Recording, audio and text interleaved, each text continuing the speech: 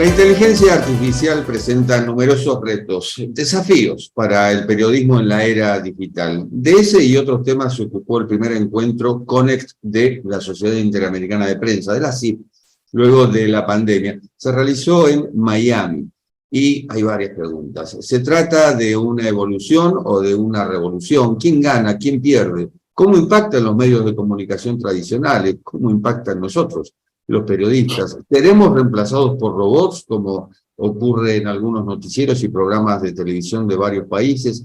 Hay más dudas que certezas, así como sobre la seguridad de los periodistas en América Latina y el Caribe, obligados al exilio en algunos casos por la intolerancia de los gobiernos de turno. Sobre estos temas queremos hablar con Ricardo Trotti, que es director ejecutivo de la Sociedad Interamericana de Prensa y artista plástico. Ricardo, la pregunta es, bueno, después de CIPCONECT 2023, ¿qué conclusiones se sacaron acerca justamente de esto, reto, desafío, oportunidad, que es la inteligencia artificial? Gracias, Jorge, un placer estar en Cuarto de Hora. Muchas gracias por la invitación.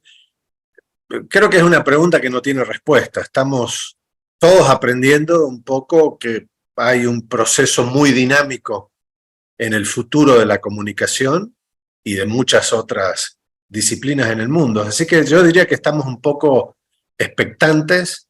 Estamos participando con la Sociedad Interamericana de Prensa de algunos grupos de organizaciones y también de medios de Estados Unidos que se han plantado firme enfrente de las plataformas digitales para que primero se considere que haya un respeto por el derecho de propiedad intelectual de los creadores de contenido, incluidos los periodistas, por supuesto, en el entendimiento que la inteligencia es artificial, no tan inteligente y que requiere de contenidos para hacerlo. Entonces, hay una lucha permanente por parte de organizaciones reclamando justamente a las plataformas de que se tenga en cuenta a los creadores de contenido.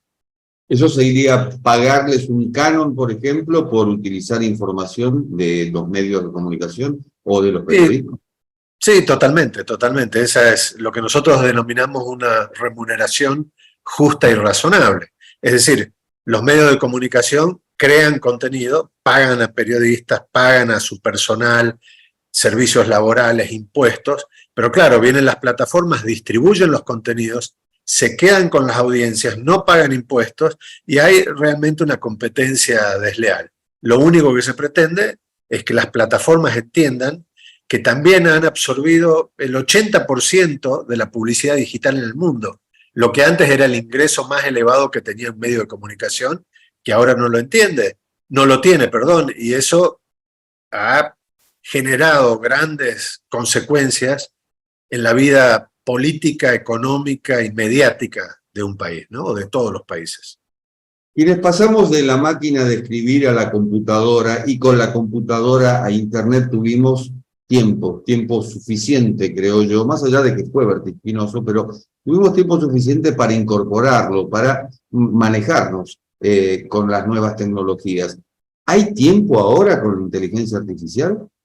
Bueno, yo creo que se van, lo que hablamos antes o al principio, del dinamismo que existe. Cada vez se aceleran más los tiempos y el problema es que los medios de comunicación tienen recursos finitos. No son como las grandes plataformas que tienen prácticamente, debido a la publicidad que ingresan y al modelo de negocios que tienen, recursos infinitos. Entonces, para un medio de comunicación generar una tecnología, acompañar con una tecnología, con ingenieros, con periodistas, crear periodismo o contenidos de calidad, llega un momento que cambian los algoritmos de las plataformas cada 3 meses y los medios se ven obligados a tener que cambiar algo que no lo pueden hacer. Entonces ahí hay una desventaja muy grande. Estábamos hablando, CIPCONECT fue la 9ª que organizo desde el 2015.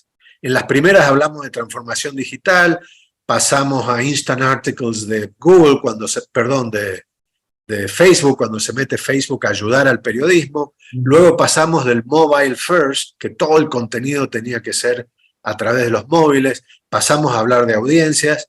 Y en esta última, después de pasar 9 años consecutivos, llegamos a inteligencia artificial. Lo que se pronostica de esos 9 años, que ahora se va a acelerar todo en un año. Así que en el 2024 no sabemos bien de qué vamos a estar hablando, de cómo la inteligencia artificial va a estar ayudando o perjudicando a los medios, los periodistas y todas las disciplinas, ¿no?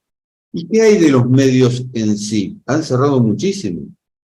Bueno, justamente esa es una de las crisis peores que estamos atravesando post pandemia, ¿no? Durante la pandemia muchas empresas como medios han finiquitado. En Estados Unidos el gran problema económico, la gran crisis financiera de los medios fue primero que en América Latina, y ahora estamos viendo que el problema financiero está llegando a todos los medios. En Estados Unidos han cerrado en los últimos 20 años más de 1.200 periódicos, en Canadá en los últimos 10, 450 medios de comunicación, en Colombia, en Argentina, bueno, todos por los procesos económicos. Y eso ha llevado a que se crean grandísimos desiertos informativos donde no hay noticieros o no hay medios o no hay periodistas que se dediquen a información local, que es realmente la savia de una sociedad, ¿no? Hay varios estudios que se han hecho sobre las consecuencias de que no haya periodismo local en una comunidad. Con ello, sin periodismo, se ha registrado, por ejemplo, que la corrupción sube automáticamente. Los salarios de los funcionarios públicos se aumentan decididamente. No hay, por ejemplo, en muchas comunidades donde falta el periodismo, no hay licitaciones públicas. El sistema de justicia se descompone y obviamente todo el sistema de derechos humanos se descompone donde hay más injusticias, etcétera, etcétera. Y a eso, Jorge, como bien sabes, y has participado en muchos trabajos de investigación sobre periodistas y crímenes y violencia, está también toda la otra crisis política de América Latina, donde vemos países como Venezuela, como Nicaragua, que han cerrado medios, que han expulsado periodistas. El último caso fue el de Nicaragua, que tuvo más de 30, 40 periodistas encarcelados por mucho tiempo, ¿no? Es decir, estamos viviendo o retrotrayéndonos a épocas muy duras de América Latina, donde los gobiernos cada vez más autoritarios, y algunos que no son autoritarios, pero donde la democracia se ha debilitado, una de las cosas que primero hacen, y lo hacen en forma con inteligencia artificial, digamos, y lo hacen muy bien, lamentablemente es cerrar medios, perseguir periodistas, encarcelarlos. Hay todo un acoso con temas judiciales y legales muy importante. El índice de Chapultepec, que es el que elabora la CIP, pone a la cabeza de los países libres, con libertad de expresión, Canadá y Uruguay. ¿Por qué crees que dos países tan distantes y tan diferentes encabezan ese índice? Yo creería, Jorge, que el otro día estuvimos con el presidente de la CIP en el Banco Interamericano de Desarrollo, en la OEA, estas misiones que la CIP envía para tratar de influenciar a los poderes políticos de otros países y económicos, ¿no? A favor de la libertad de prensa. Y dijo una frase que a mí me quedó muy, muy grabada, y él dijo que no es coincidencia que el debilitamiento de la democracia tiene que ver con el debilitamiento de la libertad de prensa o la violencia en contra de los periodistas en un país, y en viceversa, ¿no?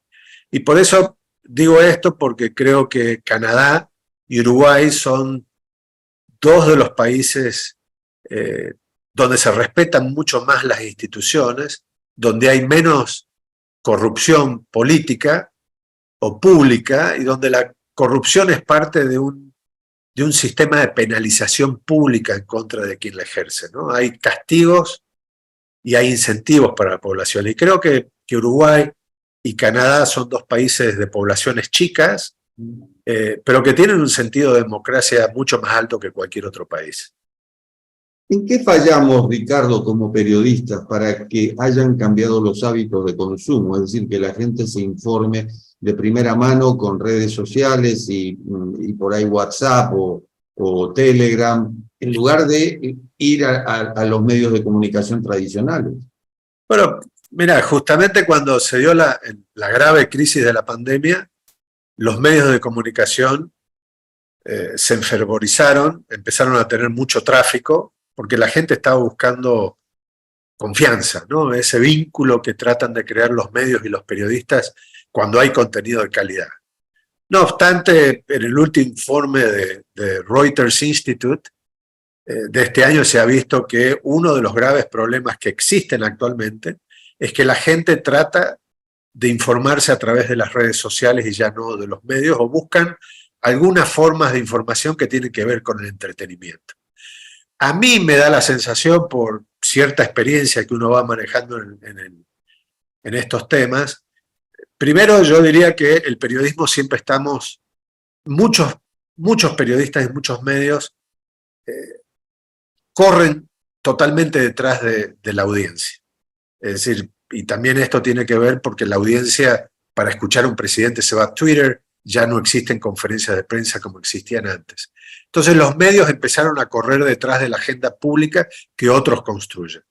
Y creo que el rol del periodismo tiene que ver mucho, por ejemplo, con liderar la agenda, desafiar y tener grandes contribuciones en periodismo a través de investigaciones, notablemente de iluminar y de inspirar a las audiencias en temas. Creo que las redes sociales han conspirado con todo esto, han creado mecanismos de comunicación, de entretenimiento y de aceleramiento que la gente está buscando continuamente. Antes la gente tenía los medios para buscar noticias y utilizaba ese tiempo para informarse. Ahora el tiempo es para estar en TikTok, para ver... Digo, no es culpar a nadie, simplemente que la audiencia ha ido cambiando de las cosas que le favorecen. Los medios, por ahí, también terminan siendo aburridos. El periodismo, yo soy consumidor nato de periodismo continuo y me doy cuenta que hay muchas cosas que se escriben mal escritas, las noticias están escondidas, los medios tratan, muchos medios, no digo todos, tratan de esconder la noticia en los últimos párrafos para poder tener más clic, para que la gente vea más publicidad, etc. Creo que hay un círculo vicioso en el que nos estamos retroalimentando los periodistas o los medios tratando de seguir en la audiencia y no hacer de periodismo de calidad, conciso. Digo, esta entrevista ahora se llama Cuarto de Hora, son 15 minutos, que es suficiente y es concreta, es precisa, punto. Otras entrevistas están 1 hora entrevistando, ya todo el mundo pierde la atención. Creo que ahí debe haber mayor preocupación de los periodistas y de los medios para captar la atención de una forma con calidad, pero en forma concreta, ¿no? Se ha perdido calidad en virtud del clic, es decir, es preferible poner un título que por ahí en otros tiempos no se te hubiera ocurrido, justamente para conseguir el clic en Internet, en las redes sociales y demás. Pero qué rápido va todo. Antes de la inteligencia artificial estábamos hablando de posverdad, estábamos hablando de fake news, y son problemas irresueltos, y ahora viene esto. Es decir, ese círculo vicioso cada vez tiene más componentes. Sí, totalmente. El tema de la preocupación grande que hay sobre tu primera pregunta, que es ¿qué hacemos con la inteligencia artificial?, tiene que ver con la necesaria regulación que tiene que haber para que no haya, es decir, procesos electorales totalmente viciados con la inteligencia artificial, desinformación y fake news. Es decir, ya lo hemos visto en la elección de Estados Unidos en el 2006, cuando hubo problemas con toda la inteligencia artificial que ya usaban los rusos para cambiar elecciones, etc. Y ahora, es decir, hay muy buena gente en el mundo, pero hay también muy mala. Y las tecnologías son usadas por los dos. Esto es un poco lo describe la nueva película Oppenheimer, ¿no? Con el tema de la bomba atómica. Se puede haber construido algo bueno, se terminó construyendo algo malo, que algunos piensan que fue para la paz. Pero digo, la inteligencia artificial tiene, como todo, tiene estos dos grandes desafíos. Va a ser utilizada para el mal y va a ser utilizada para el bien. Habrá que buscar una forma de regular, sobre todo para cuidar de la libertad de expresión y para que no pase, como ha pasado, con las grandes plataformas digitales que han traído mucho bien y han democratizado la voz, pero por otro lado también han creado más energúmenos y han creado más gente mala que tiene otras herramientas para poder delinquir. Y la desinformación es parte de la delincuencia y yo diría de las mafias grandes políticas que existen en el mundo para tratar de minar los espacios democráticos. En realidad lo que estamos perdiendo con todo esto es mucha democracia. Hoy hablaba, Jorge, ya para terminar, pero hoy hablaba con gente que dona dinero a las grandes organizaciones como la nuestra para hacer proyectos. Hace tiempo que ellos venían hablando de donar dinero para proteger periodistas, para ver los medios. Hoy se está hablando de cómo proteger la democracia. Ese es el tema que se viene a partir de los problemas que trae la inteligencia artificial. Y cerramos con una reflexión. Pienso en voz alta. Un editor contrata a un periodista y le tiene que pagar un salario, y cuando le encarga una nota a un periodista, el periodista puede demorar, no sé, lo que lleva a hacer una nota, que puede ser un día o tal vez una semana. Bueno, y resulta que con esto de la inteligencia artificial pones 3 palabras y tenés el artículo escrito. Por ahí mal escrito, pero corrigiendo el texto y acomodándolo, siempre en función de precariedad. No estamos hablando de calidad, que es justamente lo que mencionaste. Bueno, con eso se ahorra el sueldo de un periodista. Y hoy hablamos también de precariedad laboral en el periodismo. Parece que es un desafío muy grande desde el punto de vista económico, que fue el último que mencionaste.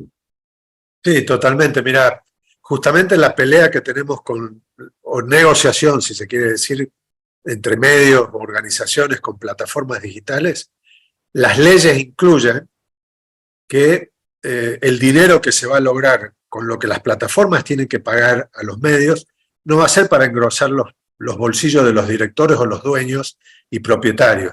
Va a haber condiciones de que tiene que utilizarse para contratar más personal en las salas de redacción, más periodismo y generar periodismo y contenidos de calidad. Ese es el quid de la cuestión, es ayudar a los medios a no despedir periodistas, a crear más fuentes de trabajo, porque por la importancia que tienen los medios y sus contenidos para el tema de la democracia. Pero obviamente no es fácil lograrlo. Hay muchos palos o mucha gente que pone palos en las ruedas y será todo esto parte de un proceso. Pero lo que sí es certero es que estamos ante un grave problema de un acoso económico, político en contra del periodismo, de diferentes factores, algunos intrínsecos, endógenos, otros desde afuera, pero creo que llegó el momento de que el periodismo... Yo siempre digo, a mí, como lo dije en Zip Connect, no sé qué va a pasar con los medios, y de repente no me importa mucho. Lo que más me importa es el periodismo, porque el periodismo es realmente el propósito, el que tiene nuestra profesión para defender y crear calidad. Los medios, puede ser que los medios, debido a la inteligencia artificial o a cualquier otra tecnología que venga en 2 o 3 años, cambien, no existan más las salas de redacción, que se haga todo virtual, no sabemos cómo va a ser el futuro. Pero el futuro no podrá escindir de los periodistas. De los medios sí, como los conocemos hoy. Te acordarás que hace poco todavía teníamos las grandes rotativas en los medios, eso fue desapareciendo. Pero el periodismo jamás va a desaparecer. Siempre se va a necesitar un traductor, entre comillas, de la realidad compleja, alguien que pueda acompañar a la gente y denunciar continuamente. Yo creo que la gente confunde a veces malas noticias con denuncia. Y creo que en parte de los derechos humanos, de la libertad de prensa, la responsabilidad de los periodistas es denunciar, por más que a la gente no le gusta porque lo ve como mala noticia. Pero esa mala, entre comillas, noticia sirve para que la sociedad tome los remedios necesarios, ¿no? Ricardo, ha sido muy amable. Muchísimas gracias. Muchísimas gracias, Jorge, y a tu programa. Y a Cadal. Gracias. Y esto ha sido Cuarto de Hora, el programa de Cadal TV. Nos encontramos en la próxima. Chao.